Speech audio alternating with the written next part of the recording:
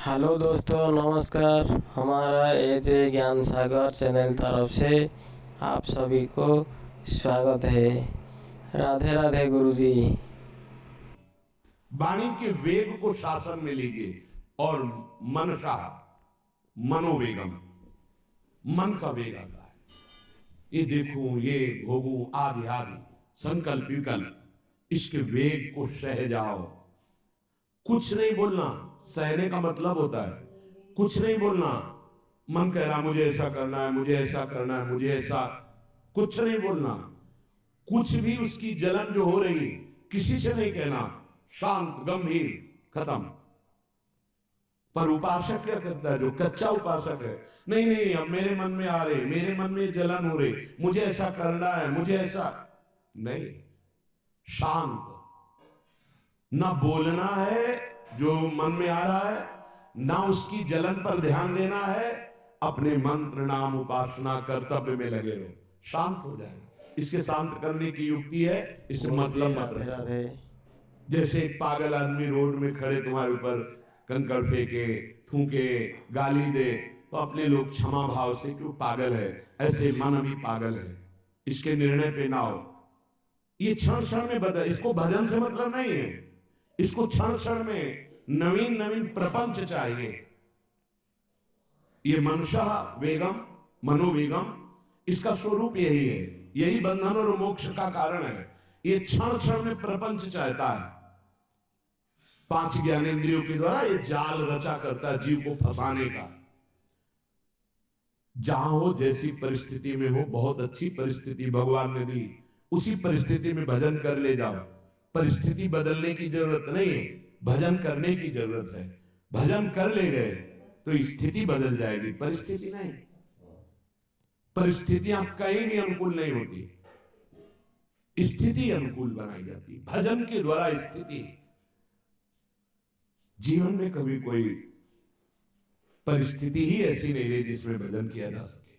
जीवन में पूरे, अगर पूरे जीवन के तारतम्य को देखते हैं तो एक कष्ट की वेदी पर स्वाहा ही स्वाहा होता रहा है। जीवन की आहुति केवल कष्ट पर, और आज भी कष्ट ही कष्ट। फिर आप सोचोगे सुख किसे कहते हैं? ऐसे कांटों वाले पेड़ पर ऐसा सुगंधित फूल खिलता है कि जिससे राधे राधे। परमात्मा मुग्ध हो जाता है। जीवात्मा नहीं, परमात्मा मुग्ध हो जाता है। वो ये मार्ग है। उस सुमन को लेकर वो अपने श्रृंगार में लगा लेते हैं। सुमन, सुंदर मन, ये कांटों पे खिलता है। जैसे गुलाब का फूल कांटों पे नहीं खिलता, हाँ, ये कांटे हैं। हर द्वंद की पीड़ा को सहता हुआ जो उपासक आगे बढ़ता है, तब सुमन खिलता है। उस सुमन को प्रियाजू अपने केश पास में धारण करती है। उस सुमन को प्रियाजू अपने कर कमल में लेती है।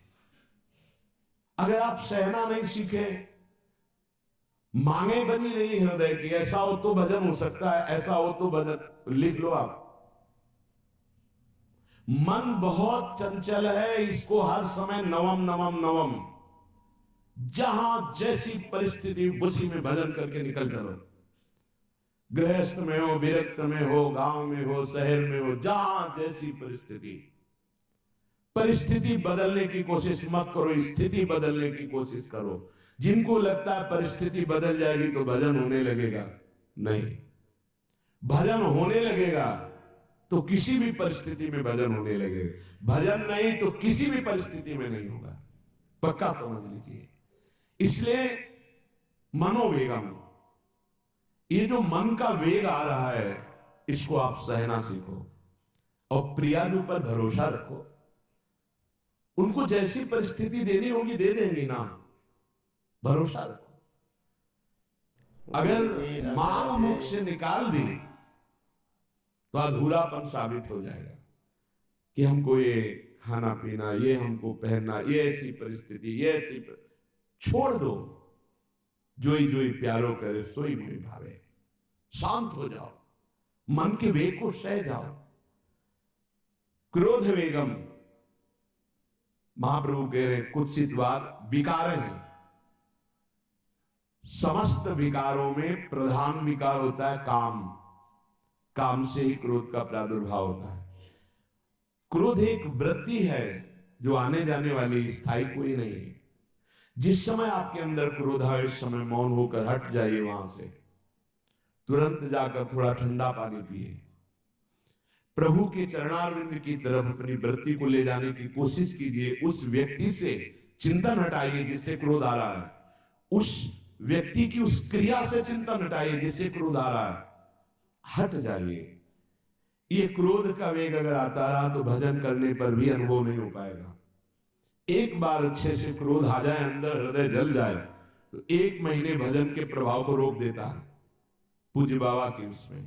फिर आप अगर 12 बार साल में आ गया तो क्या अनुभव में आ गया। इसीलिए 20-20, 50-50 वर्ष हो रहे हैं, कुछ अनुभव में नहीं आ रहा।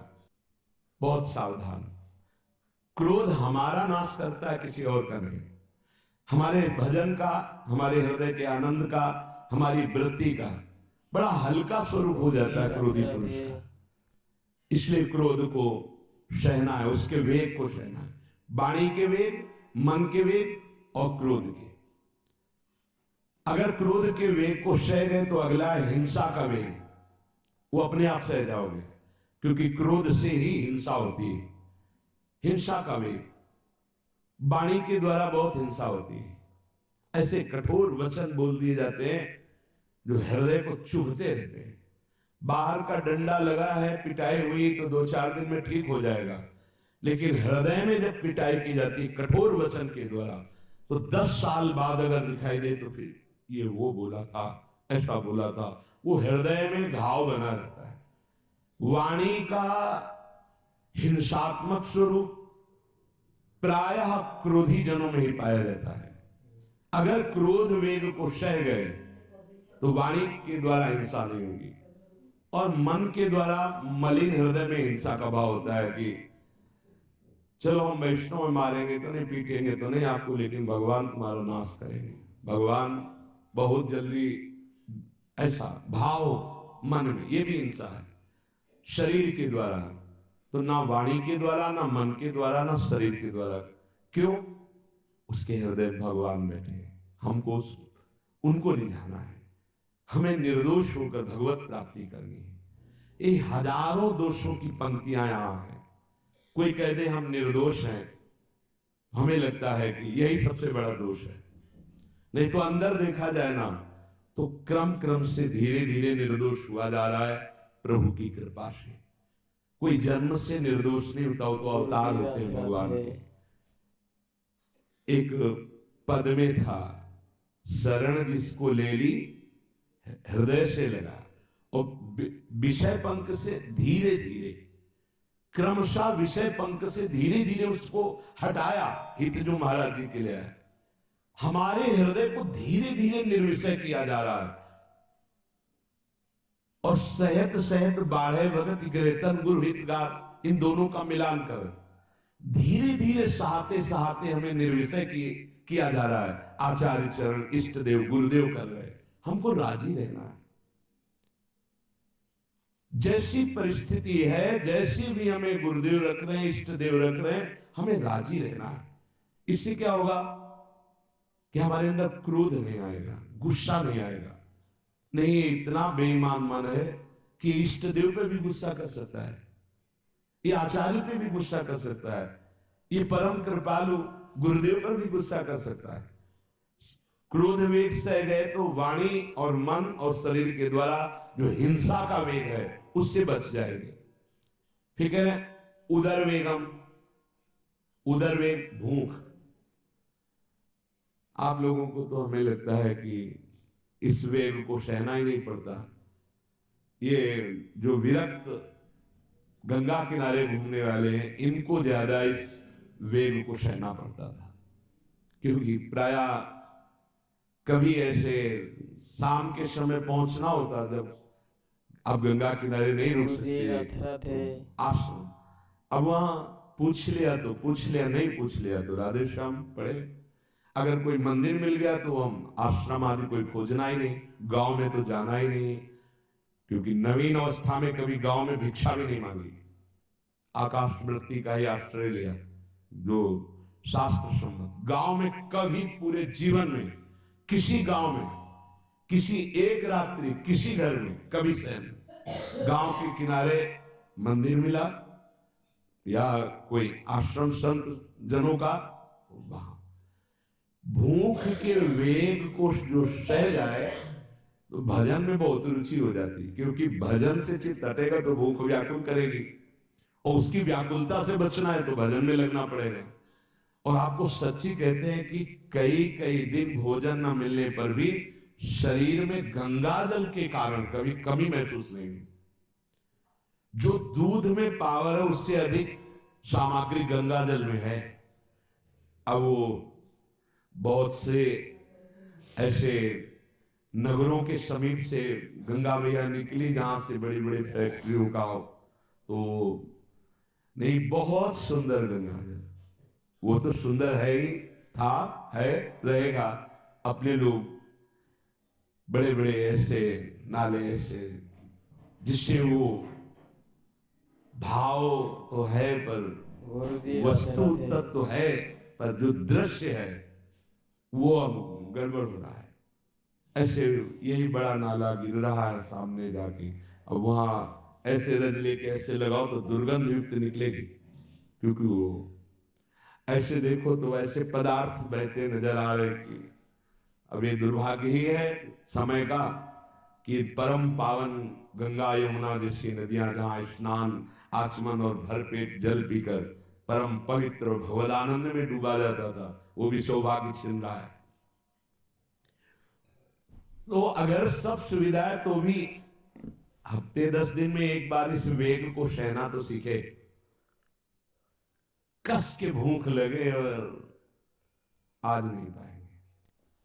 एक दिन किसी व्रत का अनुष्ठान करने के लिए हम नहीं कह रहे, लेकिन इस वेग का आनंद तो लीजिए ना कभी। एक टाइम का छोड़ दीजिए, एक दिन केवल हफ्ते में सुबह थोड़ा ले लिया, बस अगले सुबह लेंगे थोड़ा, तो आपकी दिनचर्या नहीं बाधित होगी। आपको तो मिल रहा है ना, मिल ही नहीं रहा। जो उदर वेग है, भूख में भजन का एक तार जुड़ता है, ये देखा है। क्योंकि ना तो नींद आएगी और ना कहीं और कोई प्रपंच की गुंजाइश है, क्योंकि उदर वेग जब भूख से व्याकुल जी होता है तो बचने के लिए एक ही उपाय है, केवल भगवत चिंतन। हटो उसके चिंतन से। ये पूर्व के संतों ने बहुत कष्ट पूर्वक भजन करके जो लाभ प्राप्त किया है वो आप लोगों को सहज में मिल। कभी कभी अपने को इससे परिपक्व करना चाहिए। जिसे शास्त्रीय पद्धति में महीना में 2 तो व्रत है ही हैं, 15 दिन में एक एकादशी, 15 दिन में एक एकादशी, वो इसीलिए रखा गया है सार्वजनिक रूप से कि वो संयम को ना कर पाए तो 15 दिन में एक दिन संयम पूर्वक पवित्र भजन। अपने लोग जानबूझकर हफ्ते में एक टाइम छोड़ दें या एक दिन कभी ऐसे, तो उदर वेग को सहते हुए भजन। उदर वेग देख लो, उदर वेग को सहने के लिए तो अगला जो बात कह रहे हैं वो अपने आप सह जाओगे। जैसे क्रोध वेग को सह गए तो हिंसा वेग पर आप शासन कर लेंगे, ऐसे उदर वेग को सह गए तो उपस्थ वेग को सह जाएंगे। उपस्थ वेग कहते हैं जनेंद्री के कामोपभोग को। जब पेट में भरपेट भोजन ही नहीं है ना तो और कुछ चिंतन ही नहीं रहा। यौवन अवस्था जवानी ऐसे भगवान ने काटी है कि याद ही नहीं रहा कि संसार का कोई सुख होता है। वह एक लक्ष्य ब्रह्माकार वृत्ति कैसे कैसे तत्वबोध हो, बस कठिन से कठिन जहां वैराग्य की भूमिका वहां कूद जाना, उसी में स्थिति में आने की कोशिश करना, देह राग का त्याग करना, ये युद्ध चल रहा था। बड़ी कृपा है।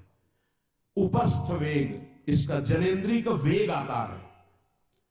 जो स्कूल में आदतें जिनकी गंदी हो गई बच्चों की, फिर आगे वो संयम में उनको बहुत बाधा है। दोस्तों, हमारा एजे ज्ञान सागर चैनल तरफ से और ऐसे न्यू वीडियो देखने के लिए लाइक, सब्सक्राइब, एक शेयर जरूर कीजिए। राधे राधे।